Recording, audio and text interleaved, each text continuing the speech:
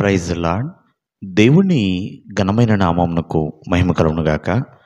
ప్రభు నామమున మీ అందరికీ హృదయపూర్వక వందనాలు. ఈ ఉదయకాలము దేవుని వాక్యాన్ని విందాం. అపోస్తుల కార్యములు 10వ అధ్యాయము 2వ వచనము. అతడు తన ఇంటి వారందరితో కూడా దేవుని యందు భయభక్తులు గలవాడై ఉండి ప్రజలకు బహుధర్మము చేయుచు ఎల్లప్పుడూ దేవునికి ప్రార్థన చేయువాడు. ప్రియమైన వాళ్ళారా, అతడు అంటే కొర్నేలి అండి.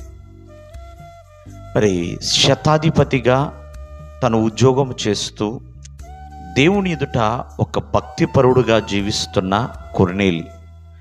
కొర్నేలి తన ఇంటి వారందరితో కూడా అంటే తన కుటుంబముతో ప్రార్థన చేయువాడండి.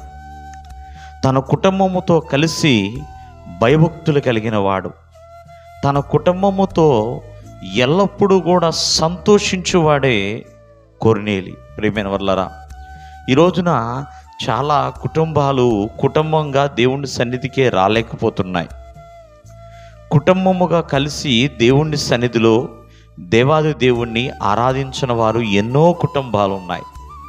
కొర్నేలి అయితే తన ఇంటి వారందరితో కూడా దేవునికి ఎల్లప్పుడూ ప్రార్థన చేస్తున్నాడు. దేవుని యందు భయభక్తులు కలిగి జీవిస్తున్నాడు. ప్రియమైన వాళ్ళారా, ఎంతోమంది కుటుంబముతో కలిసి ప్రార్థన చేయని వారు కూడా ఉన్నారు. కుటుంబం అంతా కలిసి దేవుని సన్నిధిలోనూ కూడుకోలేకపోతున్నారు.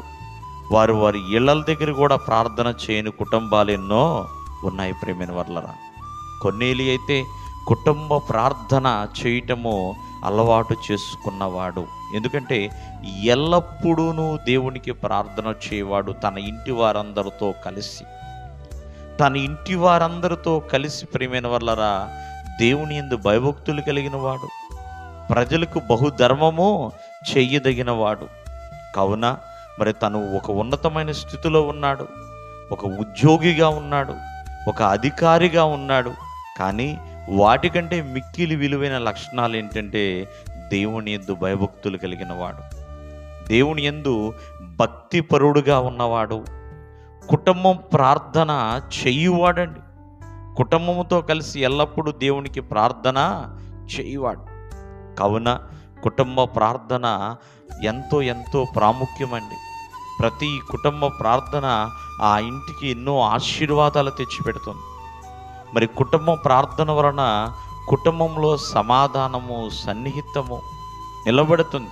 అంతేకాకుండా ఆ కుటుంబం అంతా దేవుని సన్నిధితో నింపబడుతుంది.